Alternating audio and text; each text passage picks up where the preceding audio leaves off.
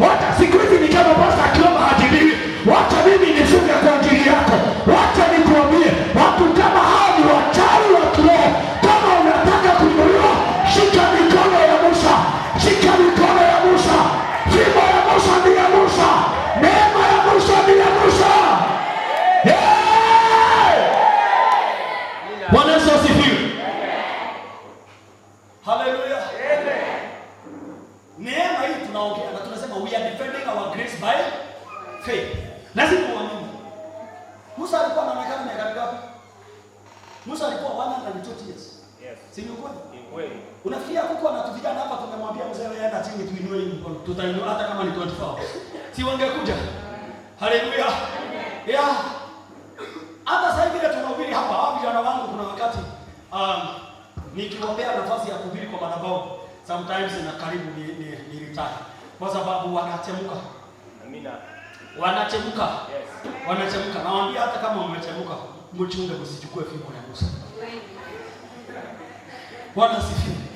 Haleluya. Biblia inasema kwamba, hebu sikia hapa. Maandiko yanasema hivi.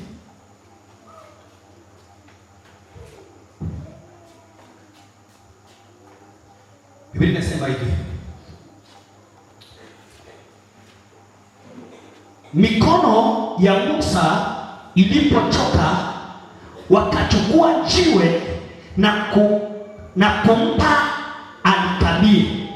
Harun na Huri wakashikilia juu mikono ya Musa, mmoja upande huu na mwingine upande huu, wakaitegemeza mikono yake, hakabaki dhabiti mpaka jua lilipozama. Bwana Yesu asifiwe. Haleluya.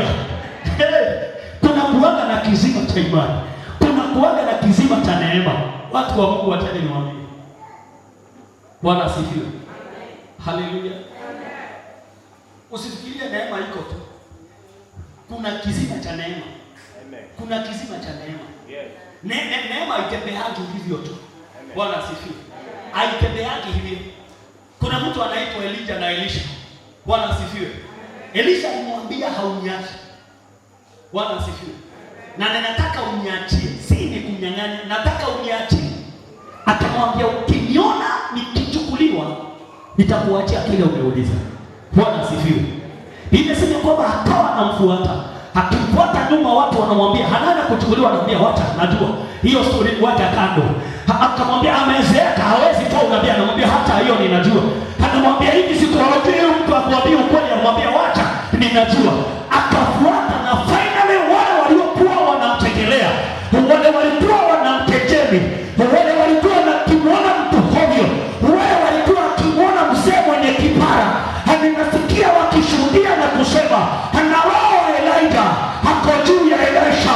Ninatangaza katika jina la Yesu, kama kuna neema huwa unatamani juu ya maisha ya mtumishi, wakati unafuata hiyo neema ikakuinukie, hiyo neema ikakugeukie, hiyo neema ikakuinue, hiyo neema ikakubariki. Haleluya. Tujifundishe. Kubalini tu niwaambie kama watoto wangu. Bwana asifiwe. Because mimi ni mzazi pia. Haleluya. Kama kuna kitu mbaya katika dunia hii, and that is why unakuta kwamba so many people in church, they are very poor. Actually very poor. Why? They are fighting grace. They are not defending the grace. Hallelujah. They are poor, they are sick, they you know, they are wako na haina ya shida. Ukitaja kansa ndio uko nayo. Mlevi huko mpaka watu wanavuta sigara imeandikwa hapa kansa, cigarette, smoking cigarette does what? Causes cancer. Wewe uvuti sigara. Bwana asifiwe. Lakini vitisho vimejaa. Geuka, angalia mlimani. Ona kama mtumishi mikono iko juu. Kama mikono iko juu, kansa inakauka katika jina la Yesu Kristo. Kama mikono iko juu, ukimwi unakauka katika jina la Yesu. Kama mikono iko juu, umaskini unahama katika jina la Yesu. Kama mikono iko juu, chochote ambacho kinakutishia kinahamishwa katika jina la Yesu. Na kama hiyo mikono itainuka, panga vile itainuka. Panga vile itainuka. Bwana Yesu asifiwe. Haleluya. was Moses' responsibility. See you quite. Israelites were the responsibility of Moses. But guess what? Moses was Israelites' responsibility. Amen. Kuna mtu ananielewa? Ya kwamba Waisraeli walikuwa jukumu la Musa awachunge, awatetee. Mpaka Mungu anakasirika, anasema nitawaua. Anamwambia Mungu niue kwanza, wachana na hao. Kuna mtu ananielewa? Anamwambia Mungu kama nikuua anza na mimi.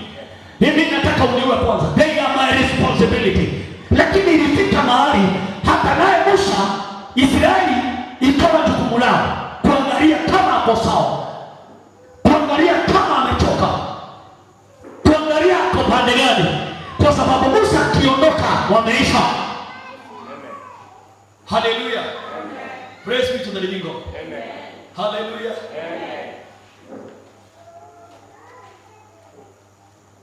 Kuna msemo ya kikisia hapa. Na siku nyingine nilisema isikadwe kanisani. Wanasema panya nyingi. Panya nyingi iko wapi? Haijishimbi nini? Sasa nyinyi pia ni panya. Si nyinyi ni watu? Watumishi wa Mungu. Akina Joshua na Caleb, akina Uri na Harun, watu wakisimama na Musa anadhibitika. Bwana asifiwe. Maana tunasema wakamketisha, akaketi, wakamdhibitisha, wakashikilia mikono yake. Bwana Yesu asifiwe. Na Biblia inasema mpaka jua atuambie ni saa ngapi? Wala ni saa 4. Wala walishikilia saa 4, lakini mpaka jua likaenda wapi? Mpaka jua likaenda chini wakiwa wameshikilia. Ni wakati, na leo nimekuja kutangaza atakayeshikilia mtumishi wa Mungu. Kwani ni wangapi walishikilia? Si ni wawili? Si ni wawili walishikilia? Wale watakayeshikilia, neema ya kushikilia itarudi upande wao, watashikiliwa. The Bible says whoever waters others shall be watered. Atanywesha wengine maji na yeye pia atanyweshwa. Bwana Yesu asifiwe.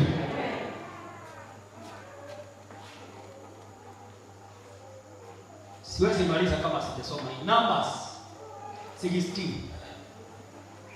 verse 23. Hiyo nayo lazima nisome ndio tumalizane na hao watu kiendelea. Bwana Yesu asifiwe. Unajua kama kuna kitu kinatuzunguka kanisani, kuna watu chakuli fulani. Na I'm assuming that hata huko wanakubali. Bwana asifiwe. Naomba tusome kuanzia 16 verse 20. Bwana akamwambia Mose na Aroni, jitengeni kutoka kwenye kusanyiko hili nipate kuangamiza mara moja. Bwana asifiwe. Kwanza usisahau hilo kusanyiko ni Waisraeli bado. Ni watu ambao Mungu ametetea, Mungu amepigania, ametengeneza njia kwa ajili yao, amemimina mana juu yao, ameambia mwamba utoe maji, lakini imefika mahali Mungu amekasirika, akasema ondoka niwamalize. Bwana asifiwe. Maandiko yanasema hivi, mstari wa 22. Lakini Musa na Aaron wakaanguka kifudifudi na kulia kwa sauti wakasema, Mwenyezi Mungu wa roho za wanadamu wote, utakuwa na hasira na kusanyiko lote wakati mtu mmoja tu ametenda dhambi? Haleluya. Niwasaidie. Mnaweza saidika ama ni story nitawapigia? Niwasaidie. Kulingana na statement, ni watu wangapi walikuwa wamefanya dhambi hapo ndio Mungu amalize Israeli? Ni mtu? Na Mungu akasema huyo mmoja, na Musa anasema huwezi maliza watu wote kwa ajili ya mtu mmoja. So tunakuwa na watu katika hii dunia, na mimi nimewaona kwa sababu sijakuwa pastor siku mbili. Watu wenye wanakuanga hata karibu na pastor sana. si wanakuanga karibu na pastor. Ndio wanasema siku hizi pastor ndiye alikuwa amezoea kufunga afunge. Simniulize mimi tunakaa naye. Bwana sifiwe. Fungi siku hizi ni watu tu wanaambia wafunge. Sijui yako na shida gani. Siku hizi ni kama pastor unaona venye alikuwa anakaa akipigia mke wake. Siku hizi ampigi simniulize na mimi tunakaa naye. Ni kama wamekosana. Si unaona hata vile wanaangaliana. Ni kujifanya tu wanafanya. Kuna hawa watu wanaweza sababisha kanisa lifadhiliwe. Kama watu hawatajua kujitenga na wao. Bwana sifiwe. Amen. Musa akasema huwezi maliza watu wote kwa sababu ya mtu mmoja. Mungu akamwambia nitafanyaje sasa? Kama huyu mtu hapa nitafanyaje? Mimi nasema hivi.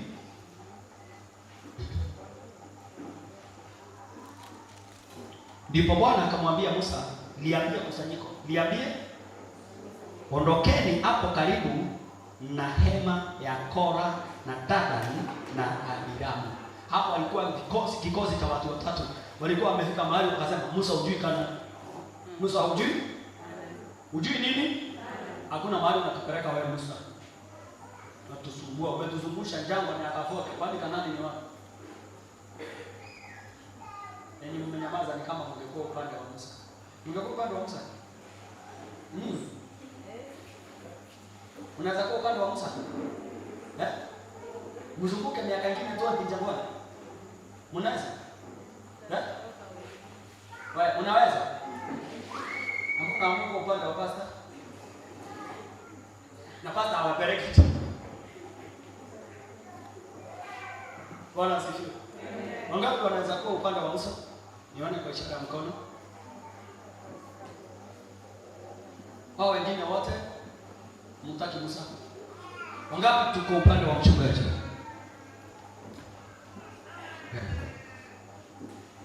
Esa ni yako. Ikizoi imekuwa ngumu. Nauliza, Maria anasema ambia watu watoke katika hema zao. Hawa watu wenye hawako upande wa Musa. Bwana asifiwe. Waambie watoke huko.